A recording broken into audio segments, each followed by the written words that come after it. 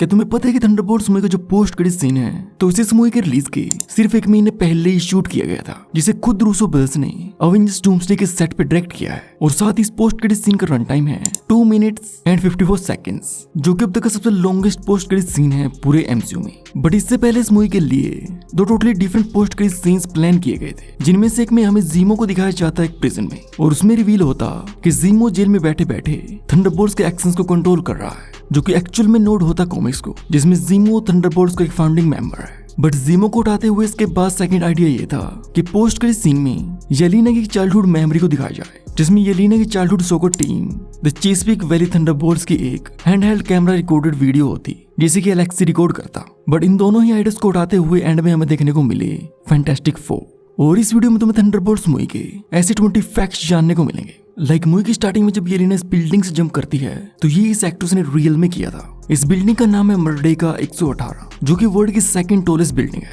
जिसकी हाइट है 2227 feet. Actress Florence प्यू को हाइट्स बहुत ही पसंद है, और जब इनको पता चला कि मूवी में ऐसा कोई जंप सीन होने वाला है तो इन्होंने तुरंत ही केविन फाइगी को ईमेल करके कहा था कि मैं इस स्टंट को खुद ही करूंगी। जिसके बाद बिना किसी स्टंट डबल और सीजीआई के फ्लोरेंस प्यू ने जंप सीन खुद ही परफॉर्म किया है।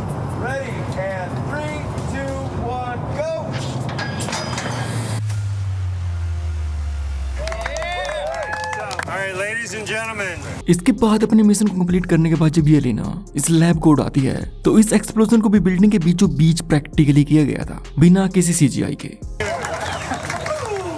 थंडरबोल्ट्स मूवी के मार्वल स्टूडियोज इंट्रो में एक भी मूवी क्लिप नहीं है। इसमें सिर्फ कॉमिक पेजेस ही दिखाए गए हैं, जिनमें है Yelena, Bucky, John Walker, Red Guardian, Ghost and Sentry, जिसमें टास्क मास्टर को एक भी बार दिखाया नहीं गया, जिससे कि टास्क मास्टर की अर्ली डेथ एंड मूवी में उसके एब्सेंस को फोरशैडो किया गया है। बट ओरिजिनल टास्क मास्टर का इस मूवी में बहुत ही बड़ा रोल होने वाला था, बिल्कुल बाकी कैरेक्टर्स की तरह, जिस दौरान गोस्ट के साथ उसकी काफी अच्छी दोस्ती होती और ये बार बार वोकर के साथ फाइट करती। पर ये सब हमें देखने को ही नहीं मिला, क्योंकि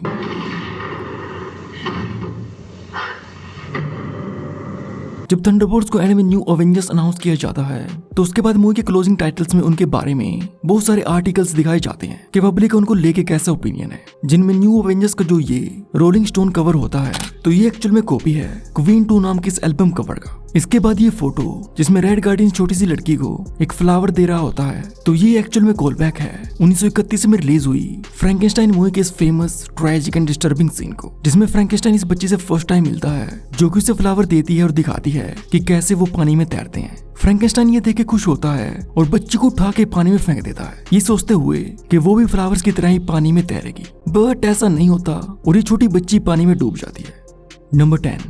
मार्वल स्टूडियोज ने थंडरबोल्ट्स मूवी को 1 मई को रिलीज किया है, जो कि बिल्कुल भी रैंडम नहीं है, क्योंकि यूएस में मई का महीना मेंटल हेल्थ अवेयरनेस मंथ होता है, जो कि इस मूवी की थीम और इन सभी कैरेक्टर्स की पर्सनल एंड मेंटल स्ट्रगल को रिप्रेजेंट करता है।